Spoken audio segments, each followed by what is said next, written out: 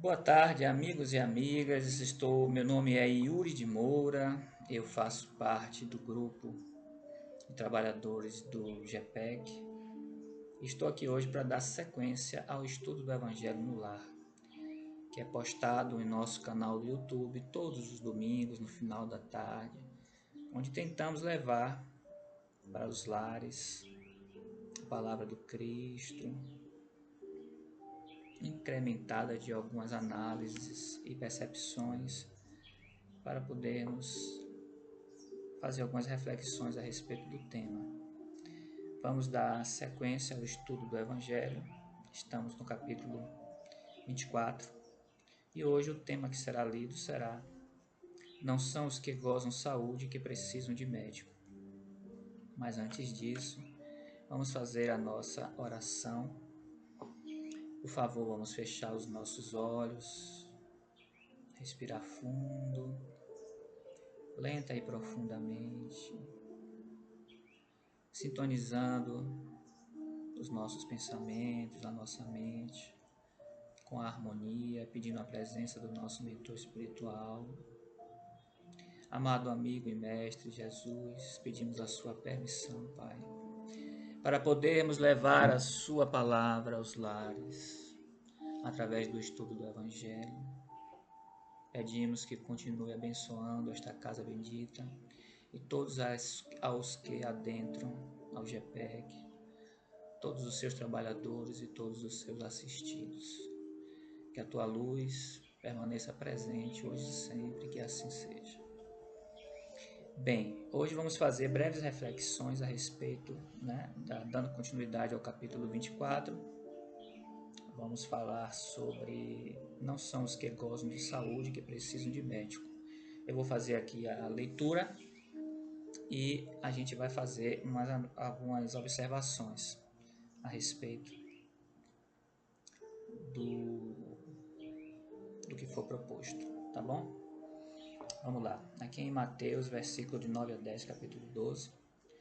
Estando Jesus à mesa em casa desse homem, Mateus, vieram aí ter muitos publicanos e gente de má vida, que se puseram à mesa com Jesus e seus discípulos. O que fez que os fariseus, notando-o, dissessem aos discípulos: Como é que o vosso mestre come com publicanos e pessoas de má vida? Tendo-os ouvido, disse-lhe Jesus: Não são os que gozam saúde que precisam de médico. A gente, no decorrer da análise desse capítulo, desse item em especial, nós vamos perceber a sutileza dessa resposta que Jesus deu.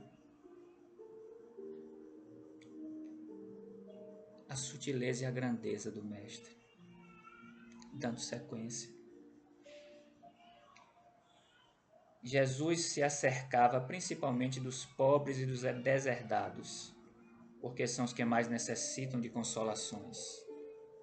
Dos cegos, dóceis e de boa fé, porque pedem se lhes dê a vista, e não os orgulhosos, que julgam possuir toda a luz e de nada precisar. Essas palavras, como tantas outras, encontram no Espiritismo a aplicação que lhes cabe. Há quem se admire de que, por vezes, a mediunidade seja concedida a pessoas indignas, capazes de a usarem mal. Parece, dizem, que tão preciosa faculdade deverá ser atributo exclusivo dos de maior merecimento. Digamos, antes de tudo, que a mediunidade é inerente a uma disposição orgânica de que qualquer homem pode ser dotado, como de ver, de ouvir, de falar. Ora, nenhuma há de que o homem, por efeito do seu livre-arbítrio, não possa abusar. E se Deus não houvesse concedido, por exemplo, a palavra senão aos incapazes de proferirem coisas mais, maior seria o número dos mudos do que dos que falam. Deus outorgou faculdades ao homem e lhe dá a liberdade de usá-las, mas não deixa de punir o que delas abusa. Se só aos mais dignos fosse concedida a faculdade de comunicar com os espíritos, quem ousaria pretendê-la? Onde, ademais, o limite entre a dignidade e a indignidade.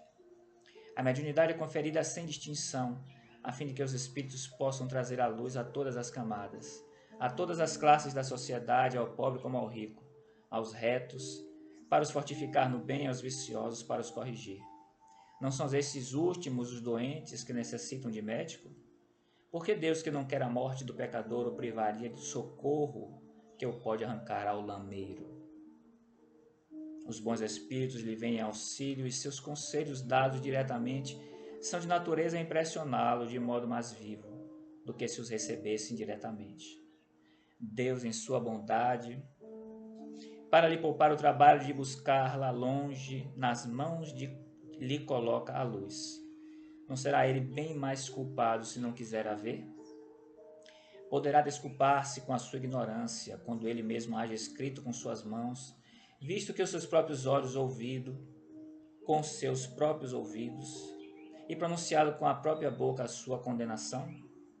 Se não aproveitar, será então punido pela perda ou pela perversão da faculdade que lhe for otorgada, e da qual, nesse caso, se aproveitam os maus espíritos para o obsediarem e enganarem, sem prejuízo das aflições reais, com que Deus castiga os servidores indignos e os corações que o orgulho e o egoísmo endurecem. A mediunidade não implica necessariamente relações habituais com os espíritos superiores. É apenas uma aptidão para servir de instrumento mais ou menos dúctil aos espíritos em geral. O bom médium, pois, não é aquele que comunica facilmente, mas aquele que é simpático aos bons espíritos, e somente deles tem assistência.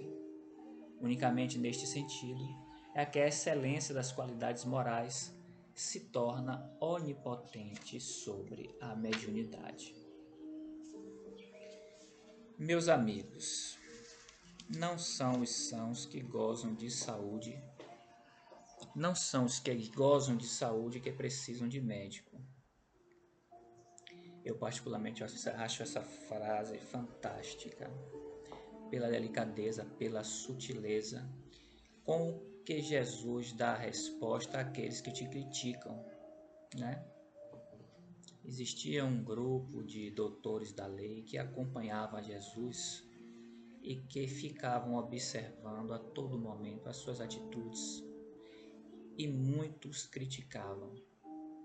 Ele, no entanto, sabiamente, sempre respondeu de maneira muito tranquila, de maneira muito exemplar, todos os questionamentos, né? E quando ele fala que não são os que gozam de saúde que precisam de médico, ele está dizendo que os doutores da lei gozam de saúde e que aqueles outros, os publicanos, eles necessitam de médico porque não têm saúde, né? Vale lembrar que esse texto, que chama-se da refeição com publicanos e pecadores, os publicanos eram coletores de impostos. Eles coletavam os impostos, mas como em toda a profissão, né, a questão dos desvios morais, muitos cobravam mais impostos do que era devido, do que era necessário, com o intuito de enriquecer. Eles cobravam em nome do rei, mas eles davam a parte do rei e ficavam com excedente, e utilizavam esse mecanismo para enriquecer. Será que nós hoje continuamos com esse tipo de comportamento nos dias atuais? Ou é uma mera impressão, né? Nossos desvios morais são muito antigos e por isso eles eram tão odiados. Eles eram tão assim vistos pela sociedade como homens de má vida, né? Emmanuel, o Espírito Emmanuel, ele nos dá um significado dessa frase da seguinte forma, né? O mestre abraça todos que desejam o alimento espiritual dos seus ensinamentos. E neste caso específico, os publicanos eram os doentes da alma e os sãos, em aspas, eram os doutores da lei que, de certa forma, né, estavam criticando e questionando a respeito pelo fato de sentar à mesa com pessoas, né, já que se tratava de um mestre, de uma pessoa iluminada, por que sentava à mesa? Então Jesus colocou eles como os sãos, né? Os orgulhosos, os prepotentes, e aqueles outros, os publicanos e pessoas de má vida, os doentes da alma. Então, na verdade, né, para Jesus, os sãos são os orgulhosos, os prepotentes, aqueles que não reconhecem em si as suas limitações, as suas dificuldades, né, principalmente morais. E que por isso não o buscam, né? E que no caso, além de não buscarem, é como se eles não achassem que não necessitariam das diretrizes que o mestre estava naquele momento colocando à disposição da humanidade, né? A verdade, se nós pararmos para analisar, Jesus deu aos publicanos a grande oportunidade da transformação moral. Ele dá a oportunidade da transformação moral com as suas diretrizes, né? Com as suas observações, tentando tocar profundamente o coração daqueles que, por ter um comportamento equivocado, necessitavam corrigir os seus vícios, né?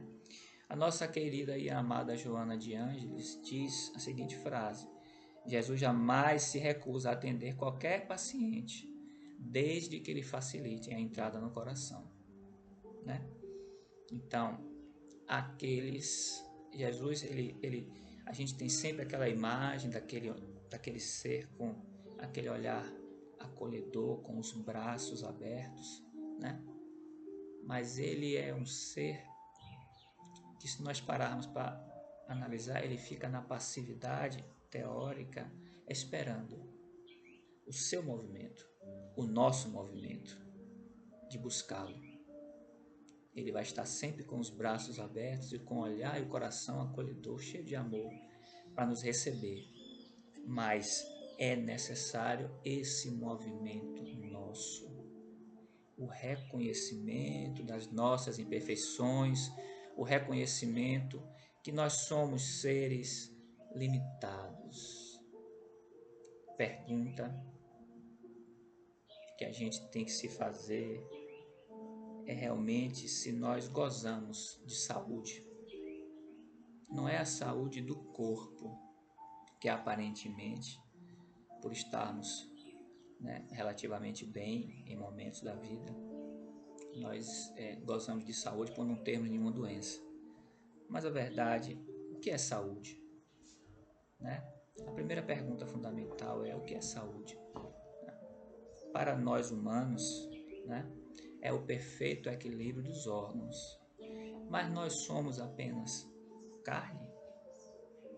Ou nós estamos revestidos de carne, dando vazão às manifestações do Espírito, que é o que somos? Né? Nós não somos espíritos vivenciando uma experiência carnal momentânea. E aí eu pergunto a vocês: e para o espírito, qual é o significado? O que é saúde para o espírito, né? E aí a resposta que vem é que a saúde para o espírito é o perfeito equilíbrio e harmonia da alma, né? É quando a alma está harmônica, quando vive em paz, com a consciência tranquila, né?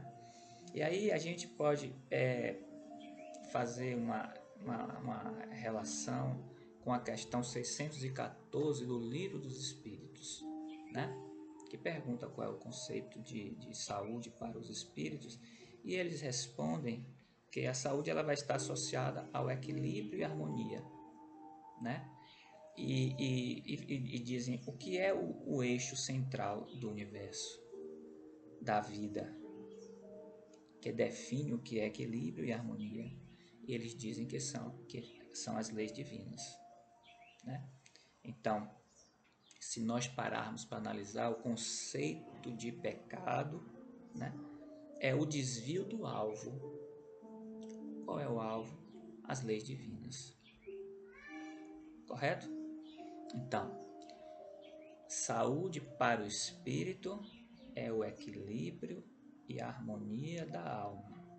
Para a alma estar equilibrada e harmônica, ela precisa estar em equilíbrio, em harmonia com as leis que regem a vida. Então, quanto mais próximos das leis divinas estivermos, mais saudáveis vamos estar. Quanto mais distantes das leis divinas estivermos, menos saudáveis estaremos, né? Esse é o conceito que nos traz reflexões a respeito desta lição. Mas aí eu faço uma pergunta a mim e a vocês ao mesmo tempo, né? Somos enfermos? Nós somos enfermos ou somos saudáveis?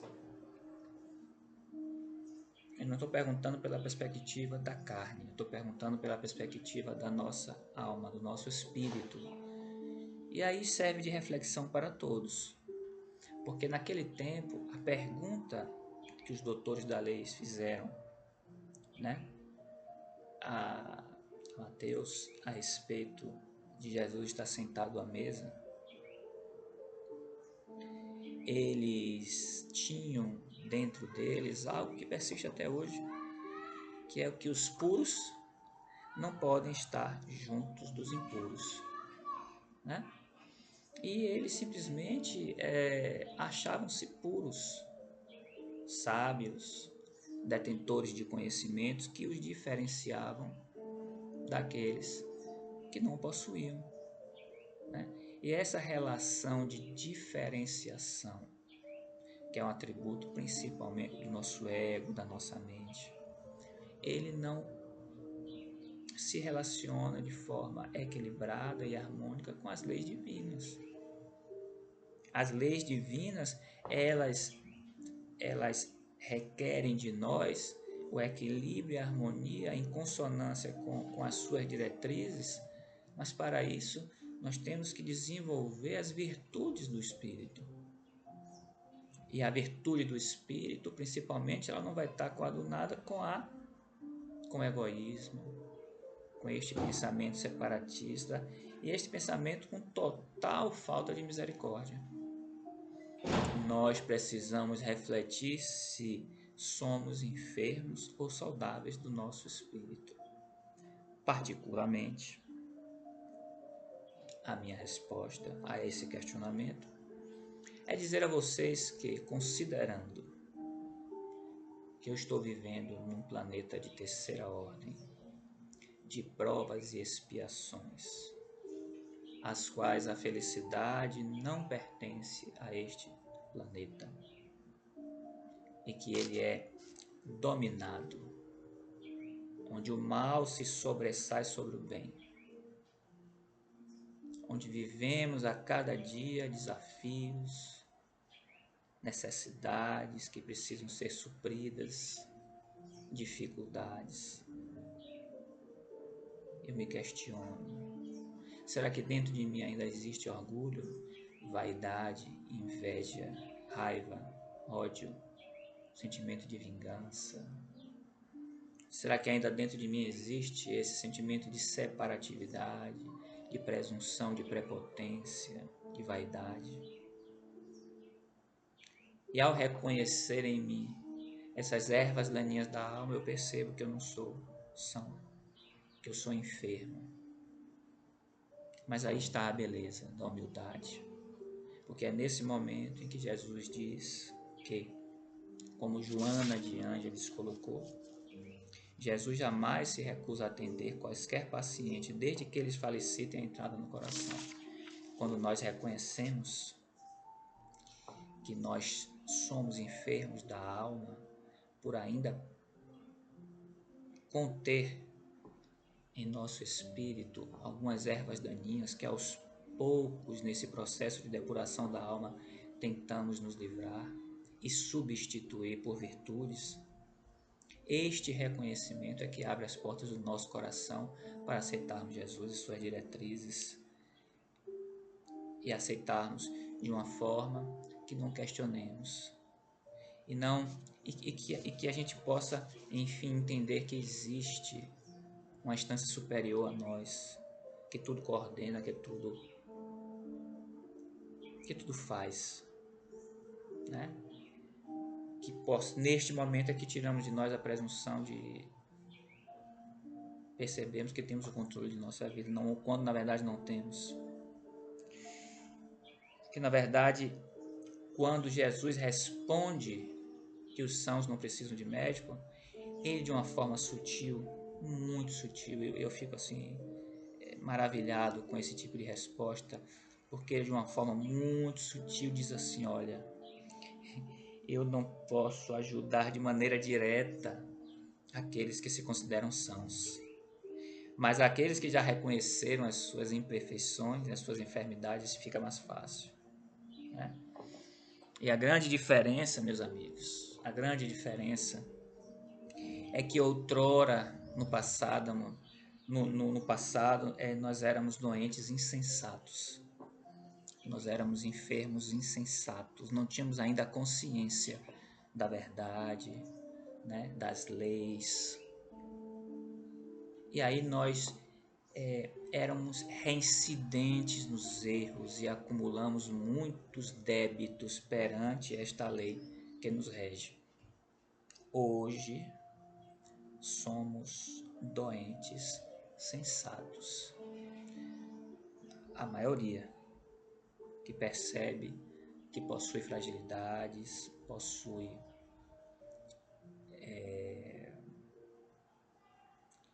limitações, que possui imperfeições. Então somos doentes, né? Necessitados deste equilíbrio, desta harmonia, nesse processo de reconstrução que fazemos, mas temos agora a sensatez de entender como é que funcionam os mecanismos da vida. Entende? Então esse processo de evolução nos ajudou hoje a sermos doentes sensatos, mas que somos enfermos da alma ainda, estamos aqui. Né? Obviamente que existem algumas reencarnações que são necessárias por missões, onde espíritos que não têm mais a necessidade de reencarnar, reencarnam, como foi o caso de Jesus e de outros, que ele vem com missões de ajudar a humanidade. Porque a felicidade, ela não pode, nós não conseguimos alcançar a felicidade e ficarmos bem somente com o alcance da nossa felicidade, porque a principal felicidade está de proporcionar felicidade também ao próximo.